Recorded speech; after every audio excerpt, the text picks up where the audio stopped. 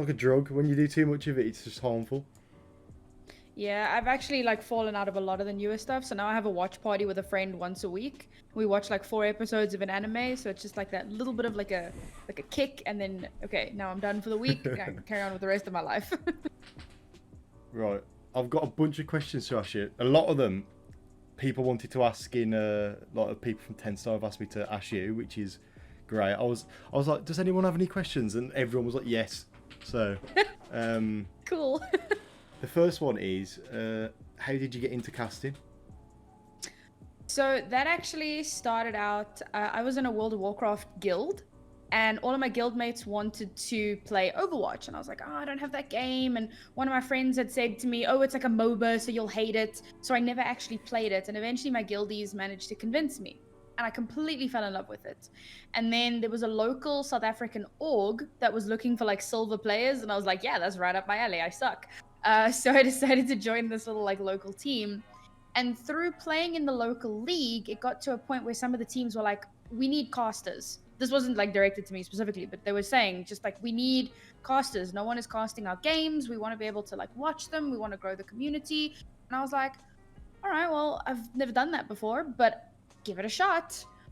It was awful the first couple of times. It was terrible. I didn't know anything. Like I knew the characters and their abilities, but I didn't understand like strategies and stuff like that. I had no idea what I was doing.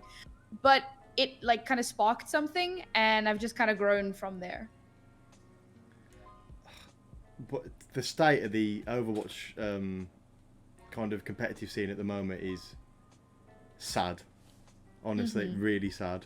I think Riot have kind of shown other companies what to do in terms of setting up, because obviously they've done it with League, but Valorant, any other company I think would have messed it up. Yeah, probably, especially with COVID. Yeah. It's been so difficult to get it right. That was another question that was asked. You mentioned South Africa. Like, what is the esports scene like in South Africa? Is it big or? It's fairly close knit. It's not like super massive. There are a lot of players. Obviously, like gaming is, in a very general sense, is huge in South Africa, and certain games do better than others. So like fighting games, huge, and games like FIFA, absolutely exploding. Counter-Strike and Dota, obviously fairly big as well, because those are just big games. But some of the other scenes, like Overwatch, we had, I think when we had the local league, we had around 16 teams maybe. But that was obviously varying skill levels, everything from bronze to like grandmaster, depending. So it was really interesting to try and coordinate all of that.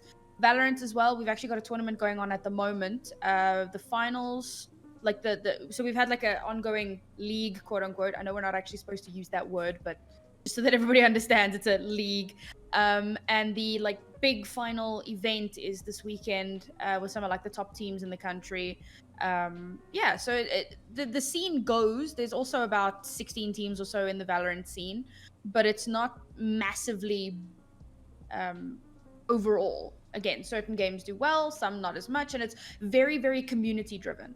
We struggle to get sponsors purely because it is South Africa, and you know the scene itself is very small, so all of it is community stuff. Like the Valorant tournament I'm talking about, it's being organized by someone in the community, someone that I know very well, and she's going out of her way to do everything she can. She's got AOC involved, and they've like sponsored some of the prizes, which is massive, the fact that she's even managed to accomplish. But it's not like big tournament organizers. It's just the community rallying together. Let's make a tournament because we want to see our scene grow. And it's actually kind of wholesome. I suppose it's nice in a way to have it, because when it eventually, if it does get to a stage, to other stages, like imagine same kind of UK esports scene, quite massive. If it gets to that and you've been there since the beginning, you've kind of got your foot in the door from there. Yeah. What region would they be classed as if they were to go to big events and stuff, or are they not even? So we are classified under EMEA, Europe, Middle East, and Africa. But the problem is, like, if you go and look at the regions that are allowed to, or the countries that are allowed to compete in VCT, South Africa isn't on the list. Really? which is very sad. Yeah, South Africa cannot compete in VCT. I think it's probably a ping thing, because if we play to Bahrain, we get about 170, 180 ping, and then if we play to London, it's like closer to 200. So the ping problem is massive, and that's probably part of the reason why we can't compete in officials, because Pika's advantage and stuff like that. So it is very sad, and that's another reason why we're so driven to create our own scene. Like in Overwatch, we could compete in open division, but there the ping, like, it's more of a detriment than anything else. So if you actually manage to make it, then like, wow, good job. But in Valorant it can be slightly different. So yeah, unfortunately we can't compete in the bigger regions, but if we were to, at a point, I know like Rix was doing tournaments and we were listed under like UK, Nordics, South Africa, something like that. But then they did another tournament and then South Africa wasn't included anymore. So I don't actually know what's going on there. But like on the whole, we're EMEA. Okay. I've always wondered about that. So, right. Game Changers is massive. Like, that announcement has kind of blown everyone away, really. Yeah. As you can hear from my... I am excited about it. I don't sound excited about anything, but I am excited about it. Do you feel it's come at the right time? I think so. So this is actually something that I was talking about on a podcast recently. And as much as we've been saying, give us the game changers, give us game changers, please, we need it. I feel like the groundwork we've done with tournaments like Huntress Trials, Girls House, Birds of Prey, all of that has kind of built a scene. Much like in North America, last year, I think September, August, somewhere there, they had the FTW, was part of the Ignition series, the Summer Showdown, and that was getting ladies involved in the scene. And then a few months later, it was like, whoa, Game Changers. And as much as a lot of those teams that competed in Game Changers are still around, a lot of it has been like very shuffled rosters and so on, because it was quite sudden. And obviously some orgs that were in the know got in early. That's always what it's like. But a lot of orgs, it kind of took them a second, like, oh, geez, tournament. Okay, let's get a team. Now in EU, we already have a few really cool orgs involved. Oxygen has been involved for a long time. Obviously, TENSTAR, Rix, Goose House all have teams. So there's quite a few organizations that are in. Footballers just picked up a team. Okay, that's like right after the announcement. But it's nice. It's created a scene where girls can prove themselves, like a proving ground, I suppose, before the main event.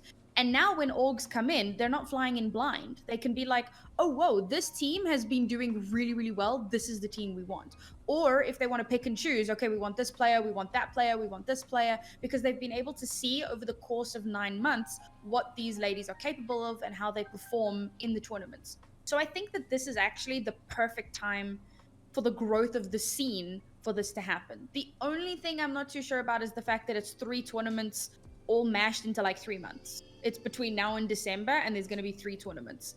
But apart from that, I think this is perfect. It's great timing.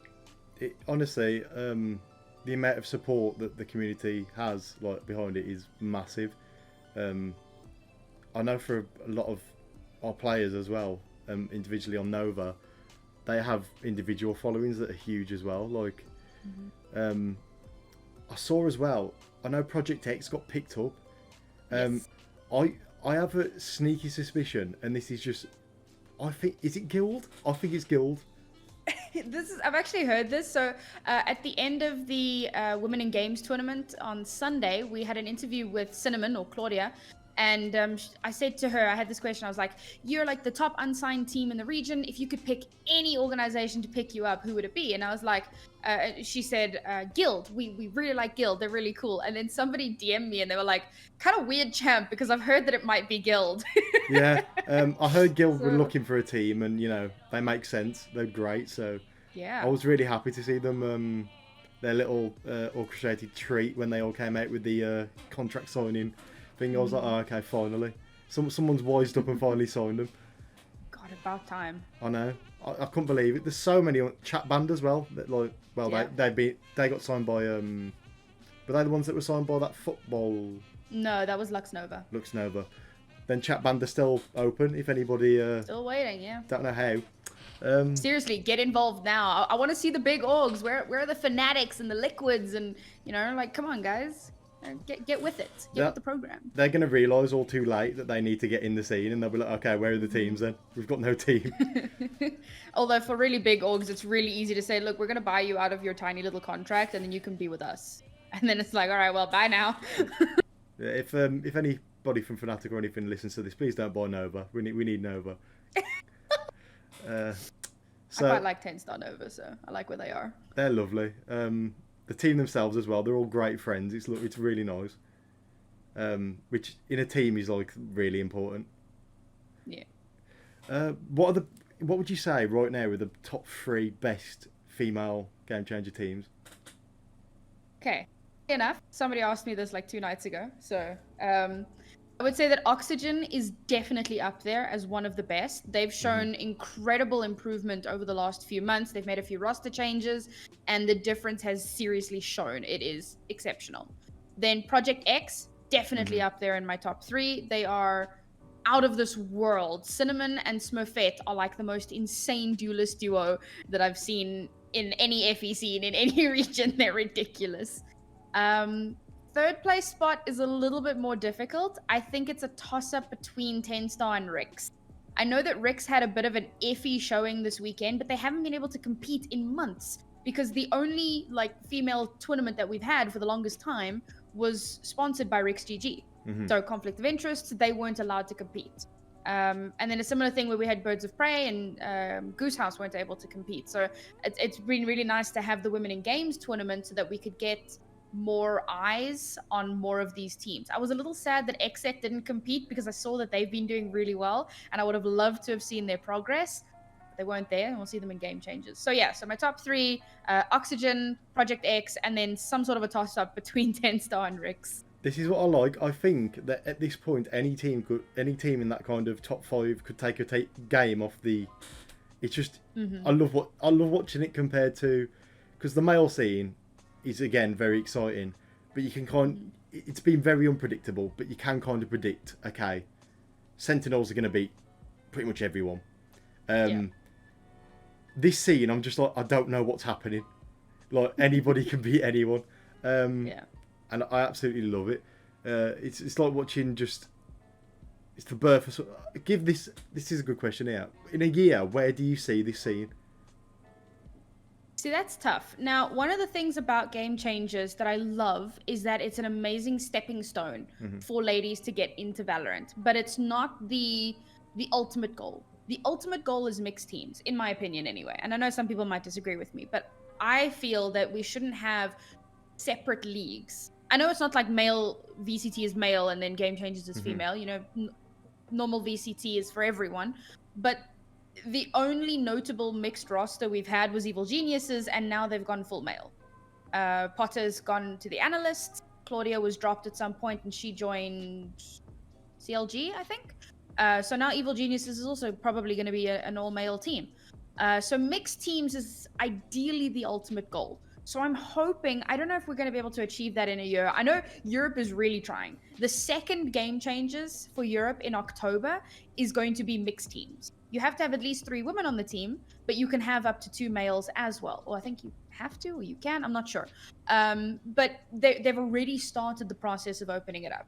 I think personally that might be a little soon, but I know that is the ultimate goal. So it'll be a good kind of, what is it called? Damn it. The oil stick that you stick in the car to see if you have enough. Dipping stick. Okay, it's not quite a dipping stick. What is it? We'll go with dipping stick. I can't think of what it's called. Dipping stick, whatever. But yeah, just to get a measure of how that will go, you know, once we move into that direction. So I'm kind of hoping that in a year, maybe we have like 50% mixed teams. That's never going to happen. But if we can have maybe like 5 to 10% of VCT teams being mixed, that would be super cool for me. I would love to see that because I know that there is a lot of phenomenal female talent. I mean, looking specifically at Project X, 3 or 4 of their players came over from professional CSGO. So these aren't ladies that are completely new to like gaming in general, which I know a lot of players are. They have a competitive background and it's just kind of fine tuning with the right coaching, with the right guidance. They could be up there with the rest of the guys easily. In fact, I think it was, who was it? somewhere another analyst was saying that, oh, it was Tens, not an analyst, it was Tens. Tens was saying that Mel from C9 could easily compete with the men. Like, she could be in a male team and she would absolutely pop off. And that's the thing. There are a lot of women that are like that. Maybe they're not ready to make the jump into a mixed team yet, but this gives them that platform to start practicing, to like dip their toes in, to see what it's like. And then we have in EU, we're going to have that mixed team thing. So it's like, all right, we'll bring in 2 guys. We'll see what the vibe is like, see what it's like when we scrim other teams and see how they react to this. So it'll be a great way to kind of put your feelers out and see how that goes. So I'm really hoping that within a year, we'll have a few more mixed teams. That's the big wish and dream. I think all it'll take is one big org or one roster to do well as mixed, and the rest will go, okay, it's doable. Because Valorant's a really good place to do it as well, because the gap, Valorant hasn't been long enough for there really to be a gap between the two scenes. Like when I watch the female games, I'm like, this isn't at all, the skill gap isn't that big. And I'm like, especially with a lot of the gameplay in Valorant being aim based, that's why Sentinels are so good. Like if you can out duel someone 1v1, a lot of the time you just, it doesn't matter how you use your abilities and the macro, if you can just kill them, like so like I think that's a brilliant idea, and I think a lot of the female pros are so good in terms of aiming because of the CS experience and stuff. Yeah, they could easily just slot into a male team and then develop on the macro side and all of that kind of stuff. And if that's happening, I didn't even know that was happening. That's really exciting. I had no idea. That's genuinely like really exciting. I had no idea that they were going to do that. I probably should. I don't pay attention enough. Oh yeah, I went and I found when they released the Google registration form in the announcement, I went and I read through the rule book because I wanted to see like what was happening, and it says there, the second one, I think it also says it in the announcement as well, the one in October will be like a all in or something, and so you can come with mixed teams. So it's really exciting that I don't want to say already at that point, but like we're making those moves that no other games are actually making. Big props to Riot. It was really exciting, honestly, and it was really exciting to see that they're implementing game changes into their LoL circuit as well. I think it was I can never remember which one is NA, LES or LC, LCS, whatever. But the American one, I believe, is starting their own like game changes initiative for League of Legends. So like Riot is really doing a lot to broaden, horizons and help women get involved. They've also started the Game Changer casting initiative, so like training female casters to improve and get onto the right level. And they like unfortunately it's all region based, so because I think you have to go to a workshop. Okay. So at the moment it's only available in North America, but if you live there, you can go to the workshop. You have to like sign up, and they'll obviously pick people depending on how your sign up goes. But yeah, I mean, they're doing so much to uplift the female scene. It's incredible, and honestly, more devs, more TOs could really, take a lesson from them. Why do you think it is that women and anybody from marginalised groups and stuff struggle so much to get into esports and gaming in general? Like, what do you feel it is? So there's a few different barriers. I think the foundational barrier is that men start playing at a much younger age. So they have been playing for longer by the time they get to a competitive age. And I don't know if that's necessarily a barrier thing, like a gatekeeping thing, where like a girl says, I want to play video games, and everyone makes fun of her. So she says, all right, cool, I'll just go back to what I was doing. And then they don't play games at all. I'm not sure if that's the case, or if they just, a lot of media projects that boys play video games, girls, I don't know, I don't actually know what girls are supposed to do. Like at an age, you stop playing with dolls. I'm not sure what girls are supposed to do after dolls. I've talked to this with my girlfriend. Shopping. Like, I've said this to my girlfriend. I was like, I've got gaming, I've got this. I was like, when you were a kid, what was your hobby? Like, what did you do? And she was like, she was like, I don't know really. like nothing is expected of girls when they're in adolescence. And it's crazy. I don't know, singing, doing drama. I don't know. It's really weird. So in that period where I don't know what girls apparently are supposed to do, when guys are playing video games, it's like, all right, well, that makes sense. Cool, go for it.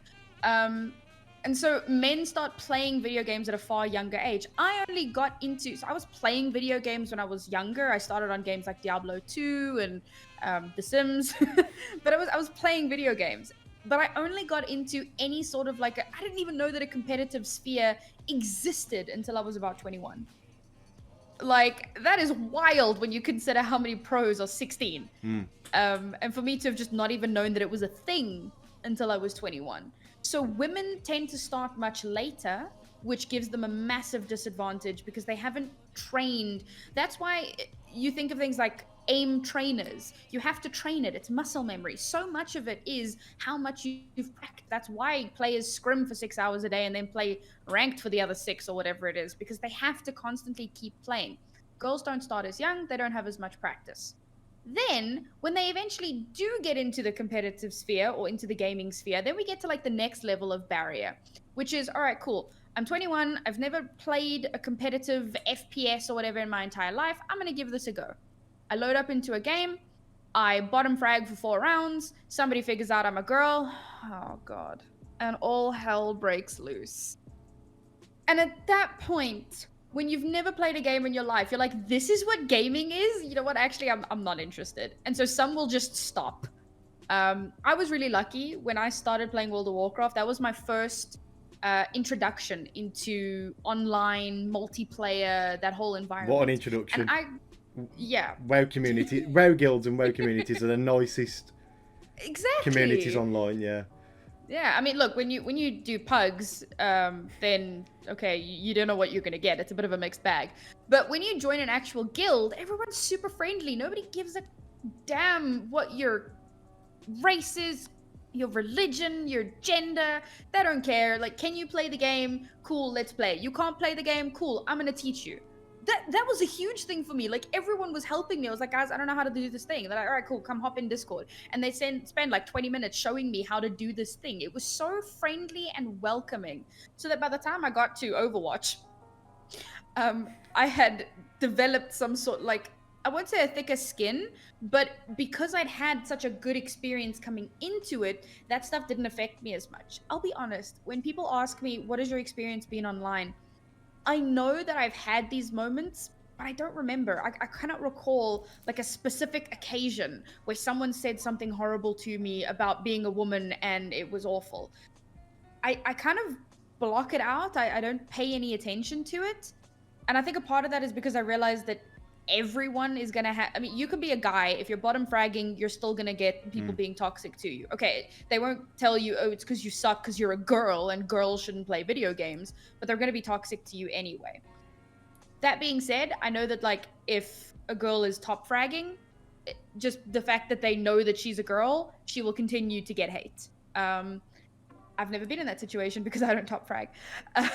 But I've somehow managed to get to a point where I don't notice it anymore, which has really come in handy with casting because like Twitch chat can be an absolute cesspool. Oh, I've seen it, don't worry, it's awful. Oof. There was one occasion very, very recently. So on the 28th of July, I had to film a pre-desk segment for NaVCT. Then on the 29th, I got on a plane and I flew back to, that was when I moved back to South Africa. And while I was on the plane, they aired the pre-show. So I went into Twitch chat with the plane Wi-Fi and I wanted to watch the pre-show. And my flight was at like 4 a.m. So I was exhausted.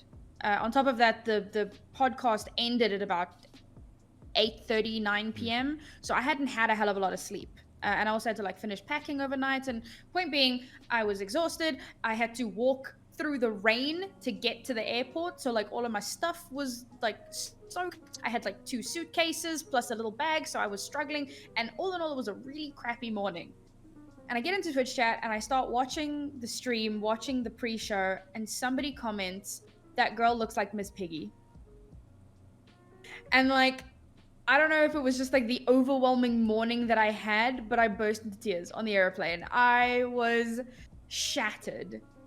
By the time I got home, I was over it. And I was like, oh wow, what an asshole. Just like talking absolute bullshit in Twitch chat, whatever. I don't actually care what he thinks.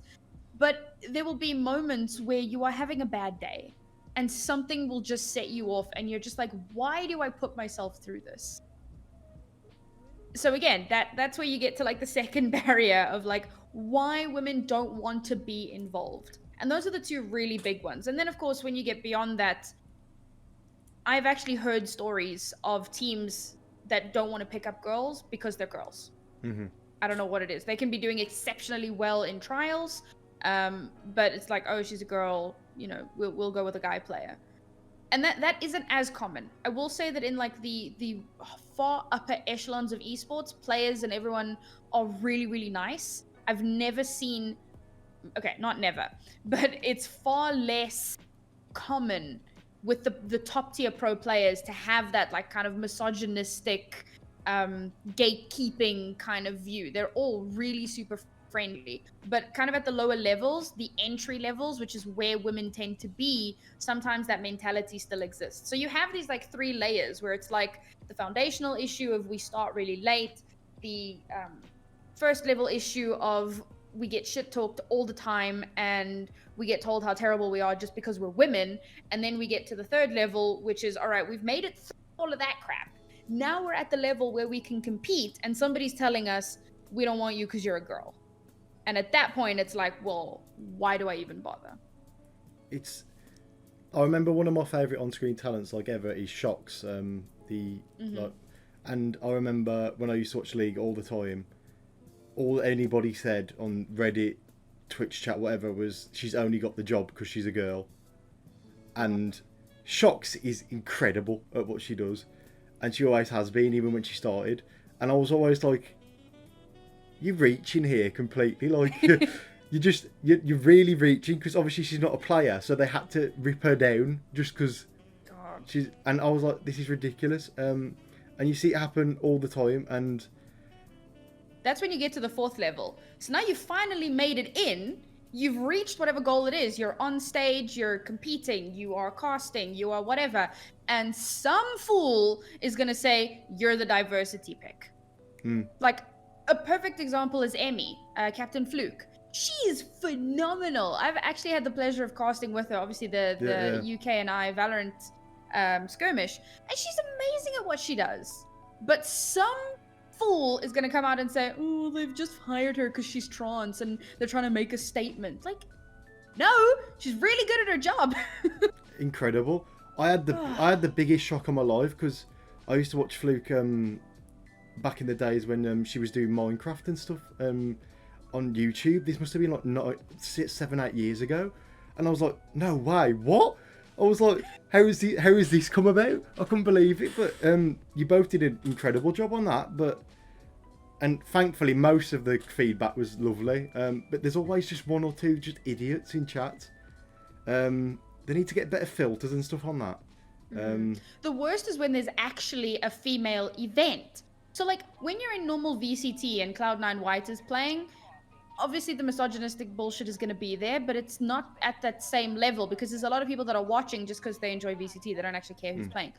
When you go to a female event, you will find those people who have gone out of their way to find an all-female tournament just to be assholes in the Twitch chat. That is their goal in life. And they will spend the entire tournament shit-talking the players, the casters, the moderators for telling them to shut up. Like, it is insane how far people will go just to be horrible human beings. I'll never understand that. Hopefully, it'll never completely go away, but hopefully it starts changing a bit because it's just sad to see. And to do with gaming and stuff, and when you mention it, girls not gaming as early, I can see what you mean, because a parent now would probably be like, okay, it's my daughter's 6th birthday, I'll buy her a doll. They're not going to be like, I'll buy her an Xbox. Right. So hopefully that starts to change a bit as well, because most of the people in Nova as well, a lot of the female people I've spoken to, they didn't start gaming, like you said, until they were 16, 17. Where I was like, I'm still terrible, but I've been gaming since I was like 4. So have a lot of the other people.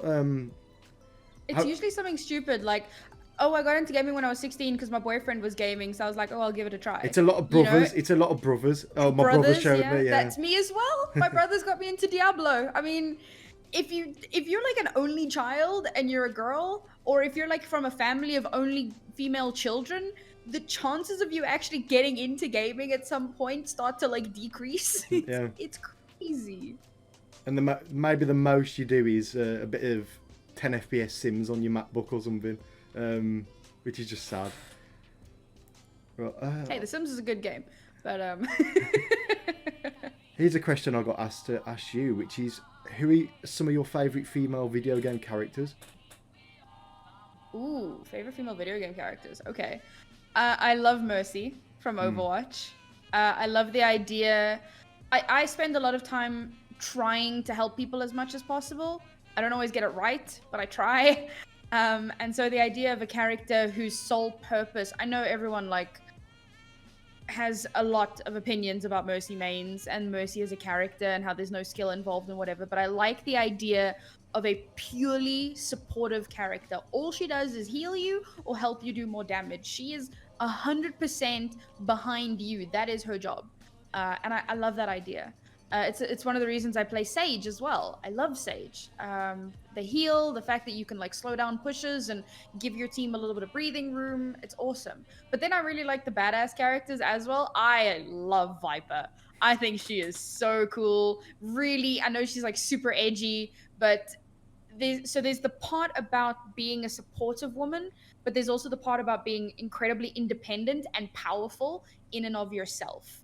And not really caring what anyone else is doing. You are able, like, she can solo hold a site, no problem. She is so incredible just on her own. So it's like this fine balance between, like, I like being a supportive character, but I like the idea of being a badass woman that can take care of herself. You know, you gotta have balance in all things. You do. They need to make a character that's, I suppose Sky's kind of a badass and a support, isn't she, as well? She's a bit of both. Yeah, she plays like a duelist. She's flashing for her team. She's got the heal available. She's from Australia, so you know she's not afraid of anything. No. Everything's trying to kill you in Australia. So yeah, she's also a badass character. You got a nomination, didn't you, recently? Yeah, for the Game Hers. How do you feel about that? I'm blown away, I'll be honest. I wasn't sure anyone would really nominate me. So the fact that somebody got it in their heads like, I'm gonna nominate Naori, she's pretty cool.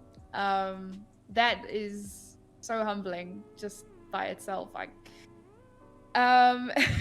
don't know if I'll actually make it past into like the finalists. There is so much incredible talent. I mean, Mimi is there, Evil Cat. I know Jess is there, Jess Bolden, Jess Goat. So there's like some really, really stiff competition. Necra as well. Jeez, Necra insane. But just the fact that there was at least one person who was like, I think someone like Naori deserves to win this award. That to me, it's just the coolest feeling. Like, even if I don't get anywhere else, just the fact that I made it this far is so big. I was going to say, like, it just proves you're doing a good job, really. You are doing a good job. Right. I try my best. I will say that I did nominate TENSTAR for one of those awards, and Slicey. So I'm very happy that... She actually got them through, so we didn't. Yeah. We didn't, but she did. Oh, so she's unlucky. fine. No. Cool. But at least Slicey's in there. That's huge. Next time, we've already said next time we're going to be trying to get nominated as much as we can. We've only been around for less than 6 months, so hopefully in the future. Right, I think there's one more question that somebody asked.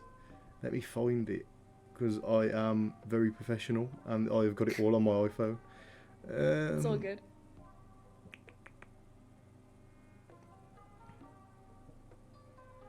There it is. What's your favourite game that you, in terms of casting, to cast? That's tough. So I started out in Overwatch, which I think is a lot of fun because of how difficult it is to cast. You really, really have to get so much of the nuance down because there is so much chaos at any given time. Anybody who's watched the game of Overwatch will know how confusing it can be. When all of those ultimates come out, especially during like the 3-3 meta, the GOATS meta, no one knew what the hell was going on. So it was such a cool feeling to be able to pick out that information, feed it back to the audience and say, this is what you're seeing, this is what's happening. That was really cool. And you had to be really good at your job in order to be effective, which I think was the perfect starting place, because I feel like if you can cast Overwatch, you can cast anything. So great starting place for me. Then I've done a little bit of Counter-Strike casting. I find it to be less fun because it's very straightforward. There's nothing wrong with straightforward, but I enjoy the chaos. Apex Legends was also really fun to cast. It was very difficult to cast because when I was doing it, it was before they had the spectator client. So we were like doing some really wild west shenanigans where we were like pulling so we would have, oh man, they had Q snipe lobbies, and then you would take the last couple of characters of the champion's name and you would put that into a specific channel, and then a bot would collate that into different lobbies. So you'd be like, all right, here's this lobby, it's got these players in it, this lobby, these players, etc. And then what we would do as the broadcast crew, we would pick a lobby with a whole lot of players. Usually there were about 18 teams in the Q snipes, which is like phenomenal. And then we would go through and find, okay, who's streaming? Then we would take their POVs and the producer would like screen share to us on Discord, and we would cast over the POVs of the players. At the start of Apex, you really had to want to cast Apex in order to do it. That's ridiculous. It was so wild. Oh my god. How long did it take EA or EA, the publishers, Respawn? How long did it take them to put it in, like the spectator? So it launched in about February, March, somewhere there, and it wasn't until the preseason invitational in September, October, they had custom lobbies for that. But it still to this day is not released to the public. Like, you know, in Valorant, you can just load up and start a custom game. You can't do that in Apex. If you want access, if you want lobby codes, you have to contact Respawn, EA, whoever, and tell them this is our tournament, these are our dates, we need lobby codes for blah, blah, blah. And then they will, if they approve it, they will issue you with lobby codes in order to run your tournament. So it's still not super open to like anyone. Yeah. Strange way of doing it, really, for such a big game, but yeah. And then of course there's Valorant, which I would probably say Valorant is the game I enjoy casting the most because it's the game I'm currently casting. I effort into Valorant, into keeping up to date with the EU and the NA scenes as much as possible. I do like a weekly podcast as well with Nerd Street Gamers. I try to get as many gigs as possible. I've been super entrenched with the female scene, as you guys will know, both in EU and in NA. I've done all of the NA Game Changers events. I did the FTW. I've done, I don't think I've done their like smaller tier 2 female scene events, but obviously I've done that in EU because that's all we've had. The female scene means a lot to me, and like the game itself, it has just been, it's opened so many doors for me, and it's changed my life in such a drastic way. I think that I'll always want to come back to Valorant. No matter where I go, no matter what game I'm doing, I'll always want to come back to Valorant. Valorant has kind of opened the door for obviously us as well. Like, it's so many small teams and stuff that I see have just been completely changed by getting in at the right time with Valorant. And a lot of props to that is obviously the community and stuff, but yeah, big up Riot Games as well, doing a good job. Yeah, that makes a big difference. If it was like a dev that wasn't putting as much effort into the scene, then it wouldn't have done as well as it has. I think when Valorant was first announced, the whole Project A thing, and then it came out in beta and the launch came out and everyone was like, oh, what's going to happen with the esports scene? And like, no one was particularly worried because it's Riot. And everyone was like, I mean, we've seen what they do with League of Legends. It would be very difficult for them to screw this up to like an exceptional degree, and they haven't at all. They have gone above and beyond, I think, everyone's expectations. Just looking at how they've done Masters Berlin, like that stage is insane. I couldn't believe it. So much, dude. They put so much effort into these tournaments. I'm always blown away by it. I'd love to be able to work or just even like sit in on the production side of those events, because like even like the league ones with KDA and stuff and their opening ceremonies and stuff is just unreal. The amount of money they must pump into these tournaments is just no. It's nice to see compared to other organisations I won't mention that seem to not care about their competitive scenes at all. So yeah, is there anything anything upcoming or anything you want to plug at the end of this, just to? Upcoming. Actually, I think the only event that I can talk about that's upcoming for me is a night's event. It's in North America. It's one of their monthly events, 27th and 28th. I think I'm only on for the 28th though. But yeah, so I'm going to be doing that. But there will be more announcements on my Twitter hopefully soon. So yeah, keep an eye on that. Do come follow me if you're interested. I lost my elite status. I can't decide if I'm happy or sad about that. I had 1,337 followers, and then like I got a bunch more, and I was like, all right, cool, well, no longer elite. But if people want to come follow me, that would be pretty cool. I've lost elite, so may as well at this point. Might as well just keep going up now. What's the podcast you mentioned as well that you're on? Press 4 to diffuse. That's every Wednesday at 7 p.m. CEST. There you go. Except not this Wednesday, because obviously Masters. We'll be back from next week. Okay. Thank you anyway. That was it. Yeah. Thank you for having me. I appreciate it. Anytime.